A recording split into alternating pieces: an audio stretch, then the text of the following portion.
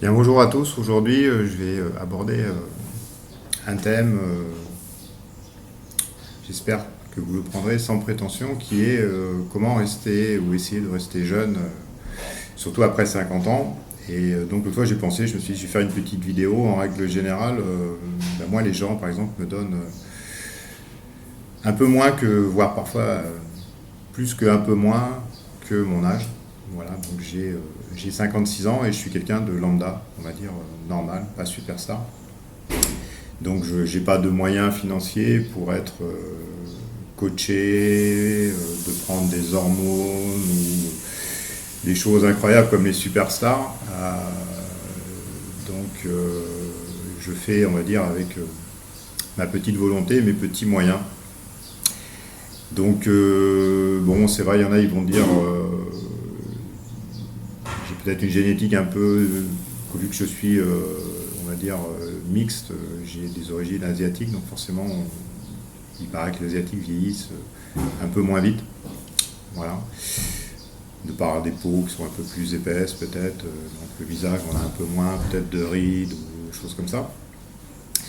Et après je vais vous dire les classiques, on a des vidéos, il y a des centaines de vidéos qui prônent des choses, donc je vais passer vraiment en revue très rapidement les choses. Il faut effectivement bien dormir, manger relativement sain, si même moi je suis quelqu'un de gourmand et j'aime beaucoup le sucre, donc je mange quand même pas mal de saloperies entre guillemets. Mais bon, ça passe quand même. Je bois pas et je fume pas. Voilà. Euh, je précise quand même que n'écoutez pas non plus ce que les médecins vous disent parfois, parce que moi, on m'avait dit après 50 ans, c'est très difficile de maigrir. Moi, ça fait 1 an et demi que je suis ici en Thaïlande. Je suis arrivé, je faisais 75-76 kilos, parce que moi, quand j'ai une vie assez stressante au niveau du travail, quand je stresse, je mange. Et donc en France, j'étais plus stressé qu'ici, donc je mangeais donc plus. Et puis c'est une boulimie de gâteaux, de chocolat, enfin tous les trucs qui vont bien sur les poignées d'amour. Et j'ai réussi ici, là j'ai repris un peu de poids, je me suis relâché, mais j'ai réussi à redescendre à 69 kilos. Donc le médecin m'avait dit jamais vous pourrez aller à 70, c'est fini à votre âge, donc si c'est possible quand même. Voilà, après,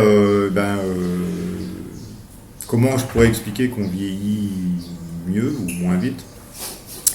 J'ai la chance d'avoir une femme qui est plus jeune que moi, donc elle est thaïlandaise, euh, et je pense que c'est quelque chose de positif aussi parce que par respect pour elle, j'essaye de moins vieillir, enfin de vieillir, on va dire moins vite plutôt, pour rester un peu, je n'allais pas dire à sa hauteur, mais pour pas que notre couple jure trop, ça me ferait peine un peu qu'on dise tiens, aller avec le vieux, voilà, c'est quelque chose qui pourrait un peu me chagriner, donc voilà, j'essaye de rester, on va dire, entre guillemets, potable aussi pour elle.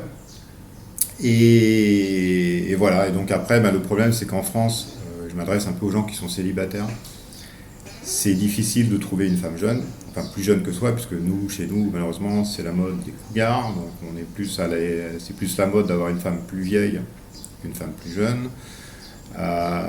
Les femmes normales veulent pas plus de 5 ans d'écart, même si je fais une petite parenthèse, je pense que 10 ans c'est largement acceptable entre un homme et une femme, parce que génétiquement, je pense qu'une femme va quand même plus vieillir qu'un homme. Preuve en est, regardez les superstars qui ont 60 ans hommes et les superstars qui ont 60 ans femmes. Souvent, quand même, c'est en faveur de l'homme, même s'il y a des exceptions.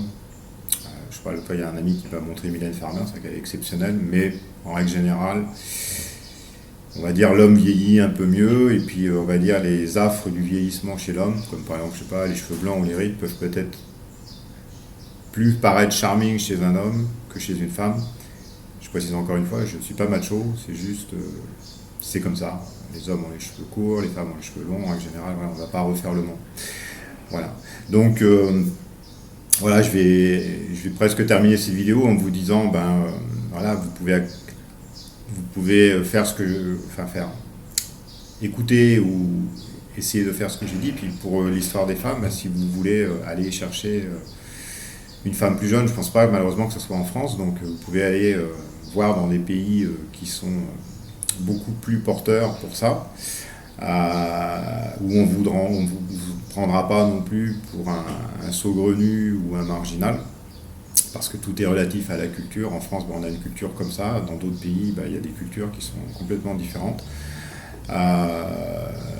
Donc il y a des pays où il y a 15-20 ans d'écart, ils ne sautent pas au plafond, ils ne vous accusent pas d'eux, parce que chez nous, malheureusement, on a le droit à 15-20 ans d'écart quand on s'appelle juste Johnny Hallyday, David Guetta ou Florent Pagny. Donc le statut de superstar vous permet d'avoir une femme jeune sans vous faire décrier. Si vous êtes un mec lambda, on vous dit la nana, elle peut vous aimer forcément que pour votre argent ou votre nationalité. Voilà. Donc ce qu'on ne disait pas de Johnny Hallyday, par exemple, avec Laetitia.